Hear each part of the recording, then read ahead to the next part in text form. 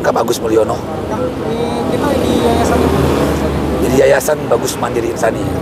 ini berdiri dari tahun berapa? Berdirinya dari tahun 2016. Apa sih landasan atau tujuan dasar itu dalam untuk yayasan ini? Jadi awalnya berdiri yayasan ini dari ide itu karena aku nih selama ini dalam berbagi lah nasi bungkus buat mereka yang di jalanan yang terlantar.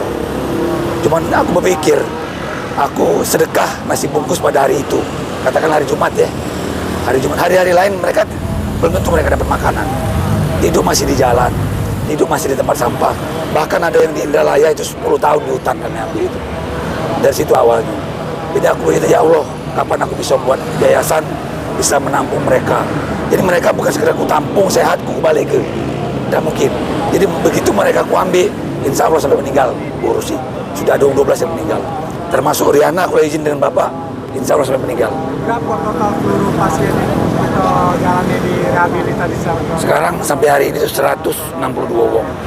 Jadi itu yang kami ambil itu bukan sekedar ODGJ. Jadi ODGJ banyak, wong terlantar banyak, gelandangan banyak, anak-anak pun ada 3 wong. Jompo banyak. Jadi multi yang kita ambil itu. Jadi mohon maaf, pemerintah, Dinas Sosial Kota itu ada nitip begitu 4 orang. Selama ini ada tak penyaluran dari pemerintah juga bantuan untuk di yayasan kita sendiri? Kalau sampai hari ini tuh untuk dari pemerintah itu belum ada sama sekali. Siapa sih donatur kita dalam membuat yayasan ini, Kak? Kalau donatur ini ya Allah sebenarnya.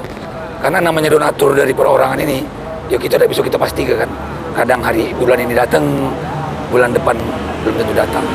Jadi aku pun sebenarnya hanya pegawai negeri sipil sebenarnya. Seharian kita PNS? PNS. Di mana, Kak? Di Rumah Sakit Jiwa. Rumah Sakit Jiwa? Iya. Di Anwar Bahar? Iya. Itu.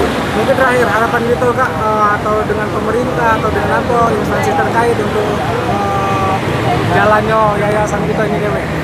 Ya kalau harapan kami sih dari pengurus, aku sebagai pendiri dan pengurus, kalau bisa pemerintah mensupport kami. Karena dalam undang-undang juga jelas, fakir miskin dan orang-orang terlantar itu dipelihara oleh negara, Undang-Undang 1945.